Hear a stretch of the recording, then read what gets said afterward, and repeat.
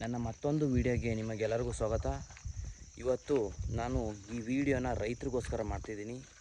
ಈ ವಿಡಿಯೋನ ಯಾಕಪ್ಪ ಮಾಡ್ತಿದ್ದೀನಿ ಅಂದರೆ, ರೈತರುಗಳು ತಮ್ಮ ಸ್ವಂತ ಬುದ್ಧಿನ ಉಪಯೋಗಿಸ್ಕೊಂಡು ಬೆಳೆನ ಬೆಳೀತಿದ್ದಾರೆ.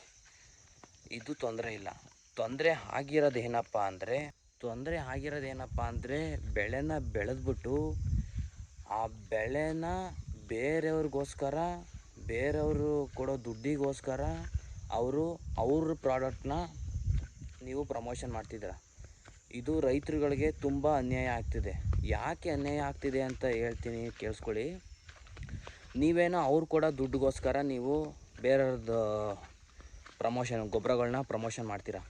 ಅದನ್ನು ಜನಗಳು ವೀಡಿಯೋದಲ್ಲಿ ನೋಡಿ ಅದನ್ನು ತಂದುಬಿಟ್ಟು ಹಾಕ್ತಾರೆ. ತಂದು ಹಾಕೋದ್ರಿಂದ ಅದು ಅಷ್ಟು ರಿಸಲ್ಟ್ ಬರಲ್ಲ ಅಂತ ಹೇಳಲ್ಲ. ಒಂದೊಂದು ಪ್ರಾಡಕ್ಟು ಬರುತ್ತೆ, ಒಂದೊಂದು ಪ್ರಾಡಕ್ಟ್ ಬರೋಲ್ಲ. ಒಂದೊಂದು ಗೊಬ್ಬರನೂ ಬರುತ್ತೆ, ಒಂದೊಂದು ಗೊಬ್ಬರ ಬರೋಲ್ಲ. ಅದಕ್ಕೋಸ್ಕರ ನೀವು ಯೂಸ್ ಮಾಡಿ ಅದೇನಾದರೂ ನಿಮಗೆ ಪ್ರತಿಫಲ ಕೊಟ್ಟಿದ್ರೆ ಮಾತ್ರ ಆ ಗೊಬ್ಬರನ ಪ್ರಮೋಟ್ ಮಾಡಿ. ಅದು ಕೊಟ್ಟಿಲ್ಲದೆ ಹೋದರೆ ಮಾಡೋಕ್ಕೋಗ್ಬೇಡಿ. ಇದು ತುಂಬ ಅನ್ಯಾಯ ಆಗುತ್ತೆ ರೈತರುಗಳಿಗೆ. ಇದು ನೀವು ಮಾಡ್ತಾರೋ ದೊಡ್ಡ ತಪ್ಪಾಗುತ್ತೆ. ನೋಡಿ, ಒಂದು ಎಕ್ಸಾಂಪಲ್ ಕೊಡ್ತೀನಿ. ಈ ತೋಟ ಇದೆಯಲ್ಲ, ಈ ತೋಟ 5 ವರ್ಷದ ಅಡಿಕೆ ತೋಟ. ನಾವು ಇದುವರೆಗೂ ಒಂದೇ ಒಂದು ಚೂರು ಕೆಮಿಕಲ್ಲು ಗೊಬ್ಬರನ ಹಾಕಿಲ್ಲ. ಬರೀ ದನಿ ಗೊಬ್ಬರ, ಎಮ್ಮೆ ಕಸ, ನೀರು ಅಷ್ಟು ಬಿಟ್ಟರೆ ಏನೂ ಕೊಟ್ಟಿಲ್ಲ. ಎಷ್ಟು ಕ್ಲೀನಾಗಿದೆ ನೋಡಿ ತೋಟ.